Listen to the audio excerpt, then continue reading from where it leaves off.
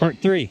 We're going to try to start a 63 Dodge Dart with a slant 6. I'll let Ron tell us a little bit about it. 225 slant 6 was my daily driver probably 15 years ago. It has probably sat now for, I don't know, 7 or 8 years, I would think. It's got the push button transmission in it. It was really a good running car. Has a little bit of a exhaust manifold leak. Other than that, the thing ran like a sewing machine. So they're very fun cars. My first car ever was a 65 Dart. Second car was a 66 Dart. So these kind of have I have a soft spot in my head for them, so to speak. So anyway, they're gonna see if they can get it running here, and we'll see what happens. All right, let's get started. There you? I'm gonna go get a post cleaner. Okay. For that, but that battery is just fresh charged up. It should be good to go. Okay. Keys are in it. Well, that's mostly all Ruth does with you, so I mean, she hasn't gotten tired of you. That's true. That's the only thing about the long distance relationship, is mostly all you do is talk. I am editing that out, Anthony.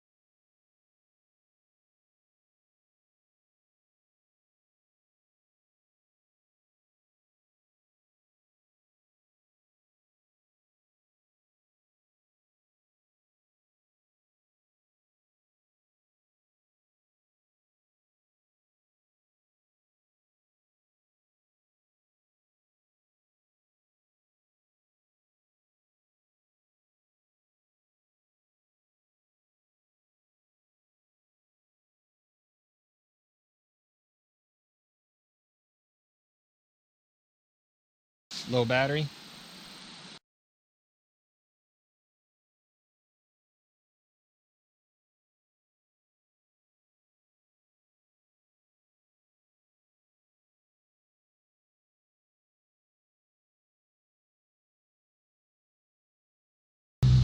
If the key's on, the ignition should be on, and if someone bumps it, maybe it'll start. Do you know where to bump it at, Anthony? I've got an idea. Okay. So you're in the camera now. The cue's going from the bottom up. I just have to connect this and that.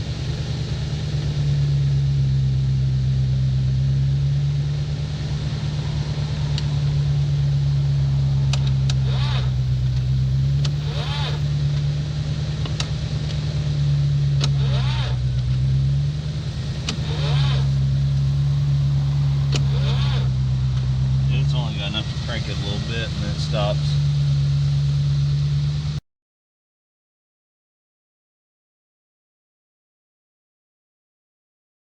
Now see what happens. We've let the battery charge for a little bit. Okay. Just watch the fan.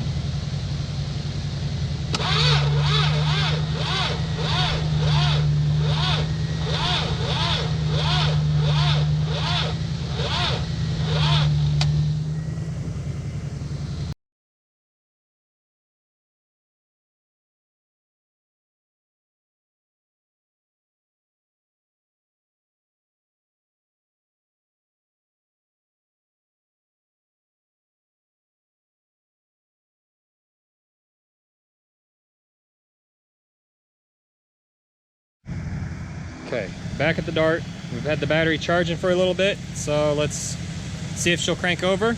The ignition switch doesn't work too well, so I'm going to put a little gas down the carb and we'll bump it, see what happens.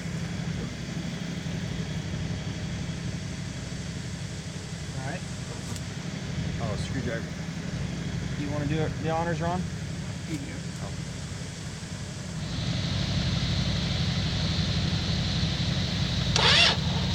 Oh, so close.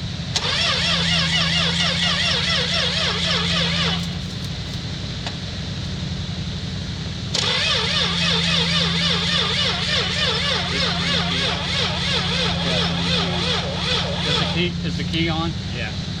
Okay. Keys on? You want to pump the gas maybe, Charles? I can do it from here. Can you?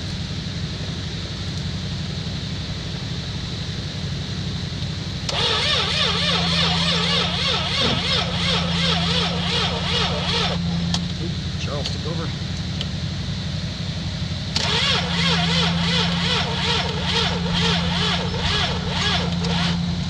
Yeah, it's getting better and better. Yeah. I didn't buy any starting fluid, did you? You want some? Yeah. You think that might help? Worth a shot.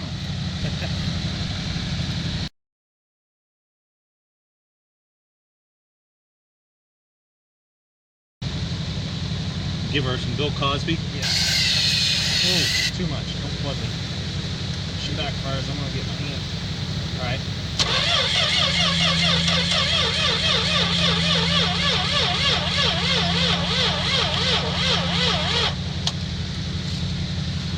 He's going to go get a jump pack, by the way, so. Okay.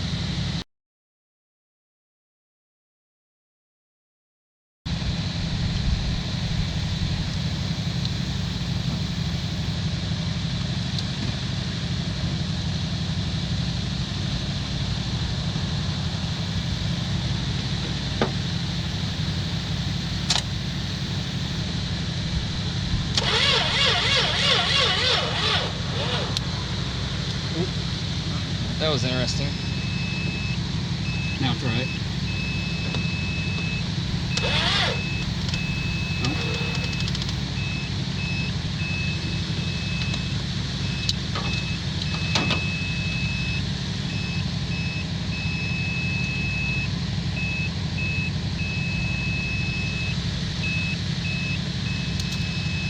Is that what it does when it's low? Here, when that or it's pissed off. There. You got a little bit of that ether in there? You want me to shoot some Yeah, more? just hit a hair. Not much, just there. A little more. There you go.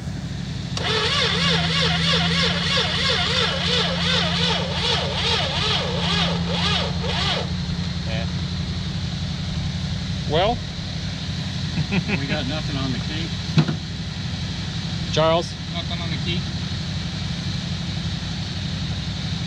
Okay. That's weird.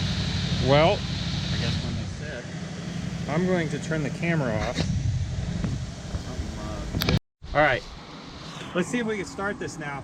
All right, Ron, crank it over. Whoa! Whoa. Whoa! Wow! It started. So I was trying to figure out how to wrap up this video because we weren't as successful as we thought we would be. At least I wasn't as successful as I thought I would be. I'm not admitting failure at this. May have lost the battle, but we haven't lost the war, as some could say. So going into this, on a first start, you really don't know what you're getting into.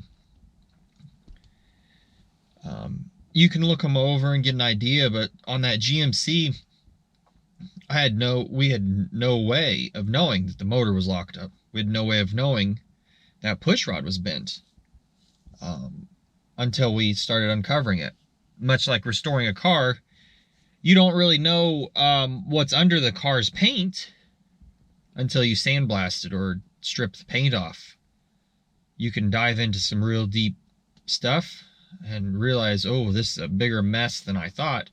Or you could end up with a really nice sheet metal still under there. So going into this, to wrap it up, obviously the GMC truck was kind of, we won't be probably going forward on that one because it's just going to take a motor swap. That motor's locked up.